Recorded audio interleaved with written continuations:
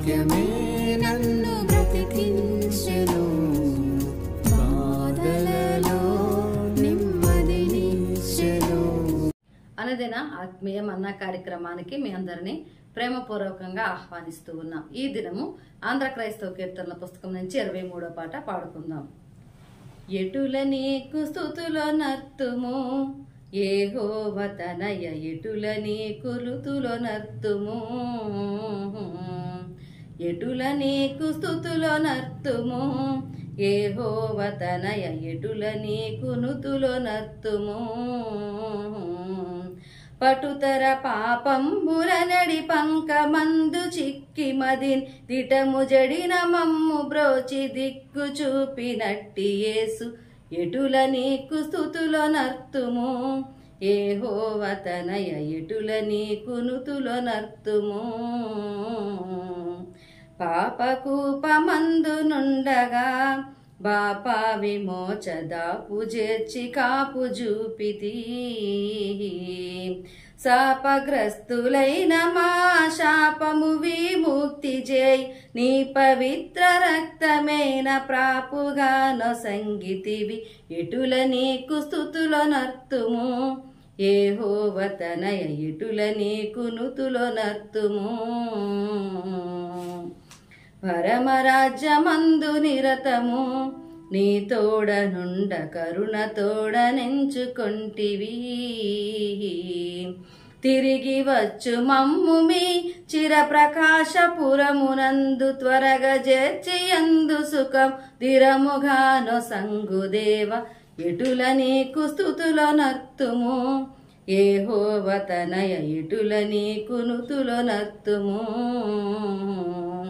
పటుతర పాపంబుల నడి పంకమందు చిక్కుమది దిటము జడిన మమ్ము బ్రోచి దిక్కు చూపినట్టి యేసు, ఎటుల నీకు స్తుతులో నర్తుము యెహోవా తనయ, ఎటుల నీకు నుతులో నర్తుము.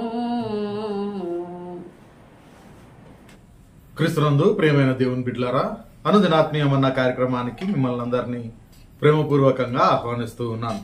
ఈ సమయంలో ప్రత్యేకంగా మనము బాప్తిస్మమిచ్చు యోహాను యొక్క జీవితంలోని ప్రాముఖ్యమైన లక్షణాలు, మనము అలవర్చుకోవాల్సిన లక్షణాలను గురించి మనము ధ్యానం చేస్తూ వస్తున్నాం. మొట్టమొదటిగా ప్రతి ఒక్కరి పట్ల దేవుడు ఖచ్చితమైన ప్రణాళిక కలిగి ఉన్నాడు అనే సత్యాన్ని మనం జ్ఞాపకం చేసుకున్నాం. నిన్నటి దినాన ఆయన ఏమాత్రం కూడా భయపడకుండా అవకాశం ఉన్న ప్రతిసారి సువార్త ప్రకటించాడని, సువార్త ప్రకటించడానికి ఆయన ఏమాత్రం కూడా సిగ్గుపడలేదని నిన్నటి దినాన మనము జ్ఞాపకం చేసుకొని, మనము కూడా ఆ విధంగా సువార్తను ప్రకటించేవారుగా విశ్వాసపు స్థితిలో అభివృద్ధి పొందే కొలది మనము సువార్త ప్రకటించే వారంగా ఉండడానికి ప్రయత్నం చేయాలని జ్ఞాపకం చేసుకున్నాం. మూడవదిగా క్రీస్తుకు మొదటి స్థానం ఇవ్వాలి అని మనము జ్ఞాపకం చేసుకున్నాం. ఈరోజు మరికొన్ని లక్షణాలను చూసుకొని ముగించుకోవడానికి ప్రయత్నం చేద్దాం. మరొక లక్షణము చాలా ప్రాముఖ్యమైనది ఆయన యొక్క జీవితంలో ఆయన కనబరిచింది ఏంటి అనంటే ఆయన యొక్క తగ్గింపు స్వభావం. లూకా సువార్తలో మనం జ్ఞాపకం చేసుకుంటే, లూకా సువార్త 7వ అధ్యాయము 28వ వచనంలో ఆ బాప్తిస్మం ఇచ్చి యోహాను గురించి యేసుక్రీస్తు ఇస్తూ ఉన్న సాక్ష్యమును మనం జ్ఞాపకం చేసుకుంటే, అక్కడ ఆయన చెప్తూ ఉన్నాడు కదా, స్త్రీలు కనిన వారిలో యోహాను కంటే గొప్పవాడు ఎవడునూ లేడు అనే మాట ఆయన చెప్తూ ఉన్నాడు. కాబట్టి స్త్రీలు కనిన అందరిలోకి బాప్తిస్మం ఇచ్చి యోహాను కంటే గొప్పవాడు ఎవరు లేడని సాక్షాత్తు యేసుక్రీస్తు ప్రభు వారే సాక్ష్యం ఇస్తూ ఉంటే, ఆయన మాత్రము ఎంతగా తనను తాను తగ్గించుకుంటూ ఉన్నాడు అనంటే, మత్తయి సువార్తలో మనం చూస్తాం 3వ అధ్యాయం 11వ వచనంలో, మారు మనస్సు నిమిత్తము నేను నీళ్లలో మీకు బాప్తిస్మం ఇచ్చుచున్నాను, అయితే నా వెనుక వచ్చుచున్నవాడు నాకంటే శక్తిమంతుడు, ఆయన చెప్పులు మోయుటకైనను నేను పాత్రుడను కాను అనే మాట ఆయన చెప్తూ ఉన్నాడు. ఇక్కడ ఆయన యొక్క తగ్గింపు స్వభావం అనేది మనకు ఖచ్చితంగా కనిపిస్తూ ఉంది. యేసుక్రీస్తేమో స్త్రీలు కనిన వారిలో యోహాను కంటే గొప్పవాడు లేడంటే, ఆయన మాత్రము ఈ యేసు యొక్క చెప్పులు మోయడానికి కూడా నేను పాత్రుడను కాను అని చెప్పుకుంటూ తన యొక్క తగ్గింపు స్వభావాన్ని చూపిస్తూ ఉన్నాడు. ప్రియమైన దేవుని బిడ్డలారా, ఆ తగ్గింపు స్వభావానికి వచ్చినప్పుడు మనల్ని మనము పరీక్షించుకుంటే నిజమైన తగ్గింపు, అటువంటి తగ్గింపు మనలో ఉందా అని ఆలోచన చేస్తే ఖచ్చితంగా లేదు అని మనము మన జీవితాన్ని బట్టి మనము గ్రహించవచ్చు. అయితే ఆ తగ్గింపు స్వభావాన్ని మనము అలవరుచుకోవడానికి ప్రయత్నం చేయాలి. ఎందుకంటే యేసుక్రీస్తు కూడా చెప్తూ ఉన్నమాట, తనను తాను ఎవడైతే తగ్గించుకుంటాడో వాడే దేవుని చేత హెచ్చింపబడతాడు. కాబట్టి మనం నిజంగా హెచ్చింపబడాలి దేవుని చేత అని అంటే మనకై మనము తగ్గించుకునే వాళ్ళుగా ఉండడానికి ప్రయత్నం చేయాలి. అయితే స్వాభావికంగా ఆ తగ్గింపు అనేది మనలో లేకపోయినప్పటికీ ఎలా దానిని అలవర్చుకోవచ్చు అని అంటే కేవలము క్రీస్తు యొక్క శిలువ దగ్గర మాత్రమే మనకు అది సాధ్యమవుతుంది. మనము ఆ శిలువ దగ్గరికి వచ్చినప్పుడు ఖచ్చితంగా ఆ తగ్గింపు అనేది మనకు వస్తుంది. ఎందుకంటే ఆ శిలువలో క్రీస్తు యొక్క తగ్గింపును మనం చూస్తాం కదా. ఫిలిప్పీయులకు రాసిన పత్రికలో పౌలు భక్తుడు చెప్తూ ఉన్నమాట, కాబట్టి క్రీస్తు యేసునకు కలిగిన ఈ మనస్సు మీరును కలిగి ఉండుడి అనే మాటను ఆయన చెప్తూ, ఆయన దేవుని స్వరూపము కలిగిన వాడై ఉండి దేవునితో సమానముగా ఉండుట విడిచిపెట్టకూడని భాగ్యమని ఎంచుకొనలేదు గాని మనుషుల పోలికగా పుట్టి దాసుని స్వరూపమును ధరించుకొని తన్ను తానే రిక్తునిగా చేసుకొనెను. మరియు ఆయన ఆకారమందు మనుషుడిగా కనబడి మరణము పొందునంతగా, అనగా శిలువ మరణము పొందునంతగా విధేయత చూపిన వాడై తన్ను తాను తగ్గించుకొనెను అనే మాటను మనం చూస్తున్నాం. కాబట్టి ఇక్కడ బాప్తిస్మం ఇచ్చి యోహానేమో ఆయన చెప్పుల వారు విప్పుటకైనను నేను పాత్రుడను కాను అని అంటా ఉన్నాడు. యేసుక్రీస్తేమో తండ్రితో కూడా ఉండుట విడిచిపెట్టకూడని భాగ్యమని ఎంచుకోకుండా ఆయన తండ్రి యొక్క మాటకు విధేయత చూపిన వాడై శిలువ మరణము పొందినంతగా తగ్గించుకున్నాడు. కాబట్టి ఆ శిలువ దగ్గరికి మనం వచ్చినప్పుడే ఈ తగ్గింపు స్వభావాన్ని మనము అలవర్చుకోగలుగుతాం. బాప్తిస్మం ఇచ్చి యోహాను ద్వారా మనం నేర్చుకోవాల్సిన ఖచ్చితమైన లక్షణము తగ్గింపు స్వభావము. మరొక లక్షణాన్ని మనం జ్ఞాపకం చేసుకుంటే, ఈ యోహాను ఖచ్చితంగా సత్యమునకై నిలబడుతూ ఉన్నవాడు. ఎవరిని కూడా ఆయన స్పేర్ చేయలేదు. కానీ తప్పు చేసిన వాళ్ళు ఎంతటి వారైనా కానీ ఆయన ఏ మాత్రం కూడా స్పేర్ చేయకుండా వాళ్ళు చేస్తూ ఉన్నది తప్పు అని చెప్పినట్లుగా మనం చూస్తాం. కారణం ఏంటంటే ఆయన జీవించి పరిచర్య చేస్తూ ఉన్న కాలంలో హేరోదు రాజుగా ఉంటూ ఉన్నాడు. ఆయన తన సహోదరుని భార్యను కోరుకున్నట్లుగా మనము మత్తయి సువార్త 14వ అధ్యాయంలో మనం చూస్తాం. ఈ 14వ అధ్యాయంలో ఆయన ఎప్పుడైతే తన యొక్క సహోదరుని భార్యను కోరుకుంటూ ఉన్నాడో, బాప్తిస్మం ఇచ్చి యోహాను వెళ్లి ఖచ్చితంగా ఆయనను విమర్శించి తాను చేస్తూ ఉన్నది తప్పు అని చెప్పినట్లుగా మనం చూస్తూ ఉన్నాం. అప్పుడు 8వ వచనంలో మనం చూస్తాం కదా, అప్పుడు ఆమె తన తల్లి చేత ప్రేరేపింపబడినదై బాప్తిస్మం ఇచ్చి యోహాను తలను ఇక్కడ పళ్ళెములో పెట్టి నాకు ఇప్పించమని అడిగను.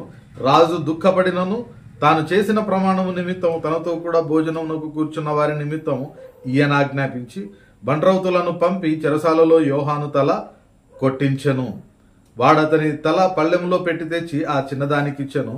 ఆమె తన తల్లి యొద్దకు దానిని తీసుకుని వచ్చెను. అంతటా యోహాను శిష్యులు వచ్చి శవమును ఎత్తుకొని పోయి పాతిపెట్టి యేసునొద్దకు వచ్చి తెలియజేసిరి. అక్కడ తన యొక్క ప్రాణము పోగొట్టుకోవలసిన పరిస్థితి వచ్చినప్పటికీ ఆ హేరోదు చేస్తూ ఉన్నది తప్పు, దానిని ఆయనకు చెప్పాలి అని ఆయన దేవుని యొక్క సేవకుడిగా ఖచ్చితంగా ఆ హేరోదును ఆయన ఖండించినట్లుగా మనం చూస్తూ ఉన్నాం. కాబట్టి తప్పును తప్పు అని చెప్పడానికి మనం ఎప్పుడు వెనకాడడానికి వీల్లేదు. కానీ ఈ కాలంలో ఎదుటి వారిని తప్పు అని చెప్పడానికి ప్రయత్నం చేస్తే మనం వారికి చెడైపోతూ ఉన్నాం. ప్రతివారు కూడా తమకు అనుకూలంగా మాట్లాడే వారిని మాత్రమే తమకు సొంతవారు స్నేహితులు అనుకుంటూ ఉన్నారు. కానీ వారిని ఖండిస్తూ మంచి మార్గంలో పెట్టడానికి ప్రయత్నం చేసే ఎవరినైనా కానీ ఈ కాలంలో శత్రువులుగానే పరిగణిస్తూ ఉన్న కాలంలో మనం ఉంటూ ఉన్నాం. అయితే లోకంలో కాలం ఏ విధంగా మార్పు చెందినప్పటికీ పరిశుద్ధ గ్రంథము మనకు తెలియజేసే సత్యం మాత్రం ఎప్పుడు కూడా మారదు. కాబట్టి తప్పును తప్పు అని మాత్రమే మనం ఖచ్చితంగా చెప్పాలి. ఆ విధంగా చెప్పడం వలన విని ఒకవేళ వాడు మనసును మార్చుకుంటే ఒక ఆత్మను మనము నరకంలోనికి పోకుండా రక్షించిన వాళ్ళం అవుతూ ఉన్నాం. కాబట్టి ఖచ్చితంగా తప్పును తప్పని చెప్పి వాళ్లను దేవుని వైపుకు మళ్లించడానికే ప్రయత్నం చేయాలి. ఈ క్రమంలో ఒకవేళ మనము ప్రాణం పోగొట్టుకోవాల్సిన పరిస్థితి వచ్చినా యోహాను వలె ధైర్యంగా ఉండడానికి ప్రయత్నం చేయాలి తప్ప లోకం కొరకు మనము కాంప్రమైజ్ అయితే సౌలు చెప్పినట్లుగా ఈ జనులకు అనుకూలముగా నన్ను నేను మార్చుకొని దేవుని దృష్టిలో పాపం చేసిన వాడనైతిని అన్నట్లుగా మనము దేవుని దృష్టిలో పాపం చేసిన వాళ్ళుగా ఉంటాం. కాబట్టి అలా కాకుండా తప్పును ఖచ్చితంగా తప్పని చెప్పడానికి, నీతి కొరకు మనం నిలవడానికి ప్రయత్నం చేయాలి. బాప్తిస్మం ఇచ్చి యోహాను ద్వారా మనం నేర్చుకునే మరొక శ్రేష్టమైన లక్షణం అది. చివరిదిగా మరొక లక్షణాన్ని మనం జ్ఞాపకం చేసుకుంటే, ఇతరులకు మాదిరికరమైన జీవితాన్ని ఆయన జీవిస్తూ ఉన్నాడు. ఈ బాప్తిస్మం ఇచ్చి యోహాను లోకంలో తన యొక్క పరిచర్యను చేసింది కేవలం 2 సంవత్సరాలు మాత్రమే. కేవలం 2 సంవత్సరాలు మాత్రమే ఆయన పరిచర్య చేసినప్పటికీ ప్రవచనంలో ఏదైతే ఆయనను గురించి చెప్పబడిందో ఆ ప్రవచనాన్ని ఖచ్చితంగా నెరవేరుస్తూ ప్రభు కొరకు మార్గమును ఆయన సరళం చేస్తూ ఉన్నాడు. ఆయన వచ్చిన అనంతరం ఆయనే క్రీస్తు అని గ్రహించి ఆయన కొరకు ఖచ్చితంగా సేవను చేస్తూ ఉన్నాడు. అంత మాత్రమే కాకుండా ఆయన ఎదుట తన యొక్క నిజస్థితి ఏంటో చెప్పుకొని, ఆయన చెప్పులు మోయుటకైనను నేను పాత్రుడను కాను అని చెప్పుకుంటూ, తన శిష్యులు వచ్చి యేసుక్రీస్తు చేస్తూ ఉన్న బోధలను బట్టి తమ శిష్యుల్లో అనేకులు ఆయన దగ్గరికి వెళ్లారని చెప్పినప్పటికీ యోహాను చెప్తూ ఉన్న మాట, ఆయన హెచ్చవలసి ఉన్నది, నేను తగ్గవలసి ఉన్నది అనే మాట చెప్తూ ఉన్నాడు. అంత మాత్రమే కాకుండా తగ్గింపు స్వభావం కలిగిన వాడుగా ఉన్నాడు. మరొకటి ఈరోజే మనం గుర్తు చేసుకున్నది, ఏ మాత్రం కూడా కాంప్రమైజ్ కాకుండా నీతి కొరకు ఆయన నిలువబడుతూ ఉన్నాడు. ఈ అన్ని లక్షణాలను బట్టి ప్రజలందరికీ ఆయన మాదిరికరమైన వ్యక్తిగా జీవిస్తూ ఉన్నాడు.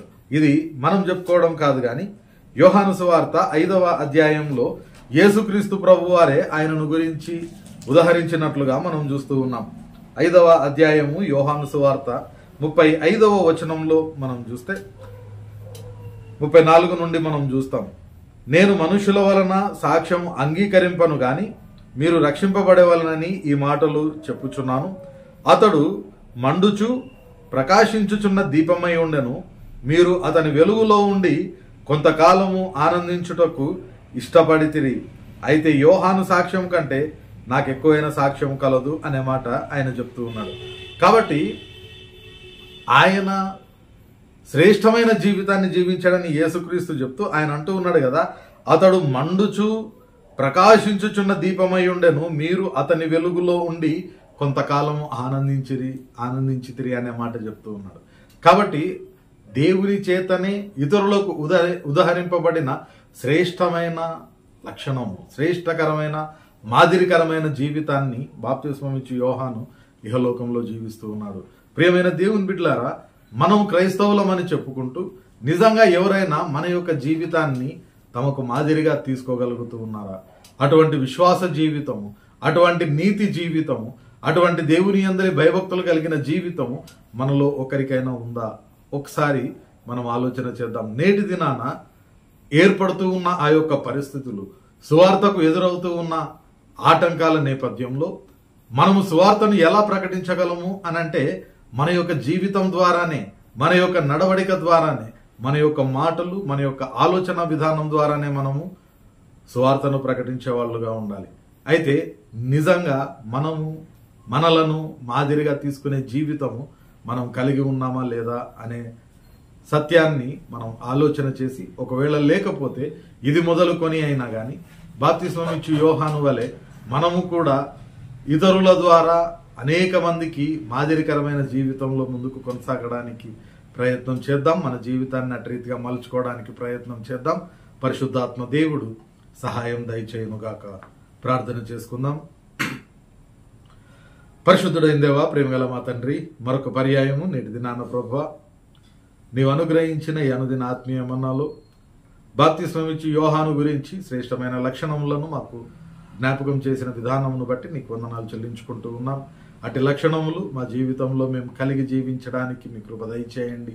వినిన ప్రతి వారి హృదయంలో ఈ వాక్యంను మీరే నాటి భద్రపరిచి ఫలింపజేయమని ప్రభువా, నేటి మా పనిపాటలన్నింటిలో కృప దయచేసి క్షేమంగా నడిపించి, నిశ్చితమైతే ప్రభువా రేపటి దినాన మరొక పర్యాయము నీవు అనుగ్రహించే ఈ అనుదిన ఆత్మీయమన్న భుజించు వరకు నీ సన్నిధిని మాకు తోడుగా ఉంచుమని వేడుకుంటూ యేసు పరిశుద్ధ నామమున ప్రార్థిస్తున్నాం తండ్రి, ఆమేన్.